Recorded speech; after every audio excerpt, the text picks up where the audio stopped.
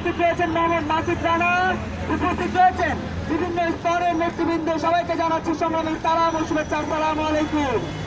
আজকে প্রতিটি আন্দোলন সংগ্রামে যেভাবে বাঙালি রাজপথে নেমেছে, 52তে যেভাবে রাজপথে নেমেছে, 71-এ যেভাবে রাজপথে নেমেছে, 90-তে যেভাবে রাজপথে নেমেছে, আজকেও ঠিক একইভাবে রাজপথে নেমেছে।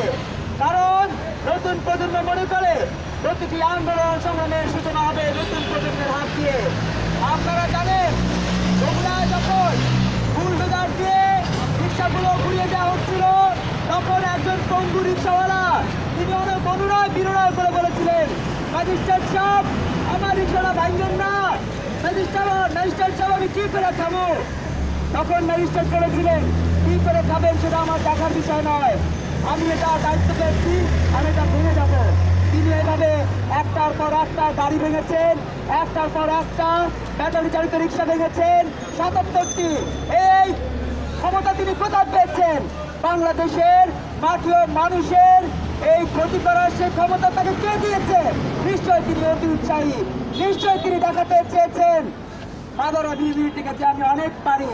সেই ম্যাজিস্ট্রেটের দৃষ্টি আকর্ষণ করে বলতে চাই, যোগাযোগ মন্ত্রীর দৃষ্টি আকর্ষণ করে বলতে চাই, মাদার অভিভিটির দৃষ্টি আকর্ষণ করে বলতে চাই, বাংলাদেশের মানুষকে কষ্ট করার অধিকার আপনাদের কে দিয়েছে? আপনাদের কে দিয়েছে? রিক্সাওয়ালা, এই রিক্সাওয়ালার জীবন জীবিকা নির্বাহের যে রাস্তাটি সেটি বন্ধ করার অধিকার আপনাদের কে দিয়েছে? আমরা 30 লক্ষ প্রাণের বিনিময়ে অর্জিত এই বাংলাদেশে কাউকে আমাদের ক্ষতির অধিকার দেয়নি, কাউকে আমাদের ধ্বংস করার অধিকার দেয়নি, আমরা কাউকে আমাদের কপাল পুড়িয়ে ফেলার অধিকার দেয়নি। আপনাকে ভোট ভাতের অধিকার যখন আপনি কেড়ে নিয়েছেন আপনাদের কিছু বলিনি, আপনি যখন আমাদের মাত্র মানুষের অধিকার কেড়ে নিচ্ছেন কিছু বলিনি। কারণ আমরা মনে করি সর্বকালের সর্বশ্রেষ্ঠ বাঙালি জাতির জনক বঙ্গবন্ধু শেখ মুজিবুর রহমানের কন্যা কখনো অন্যায় করতে পারে না।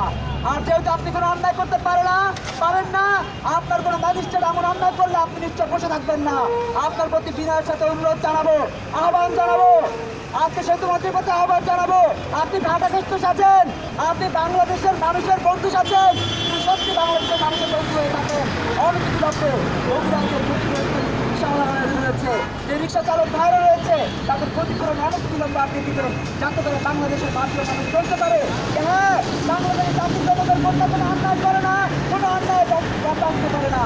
আপনি প্রমাণ করে দিবেন বাংলাদেশ আওয়ামী লীগের সাধারণ অন্যায় বরদাস্ত করে না। আর যদি প্রমাণ না করতে পারেন বাংলাদেশের মাটি ও মানুষ অনেক বিলম্বে রাজপথে নামবে। আজকে আমাদের চিকিৎসায় বক্তব্য দিয়েছেন, আজকে আমাদের নাগরিককে বক্তব্য দিয়েছেন, আজকে আমাদের রিপোর্ট সাহায্যে বক্তব্য দিয়েছেন।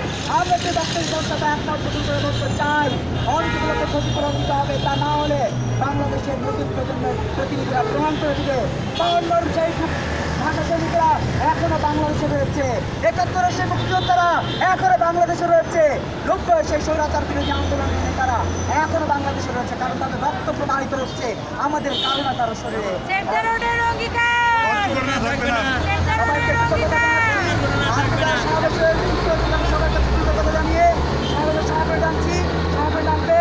আমাদের টিপু ভাই, আমরা আমার বক্তব্য শেষ করছি, সবাইকে ধন্যবাদ। সেপ্টেম্বরের অঙ্গীকার দুর্ঘটনা থাকবে না।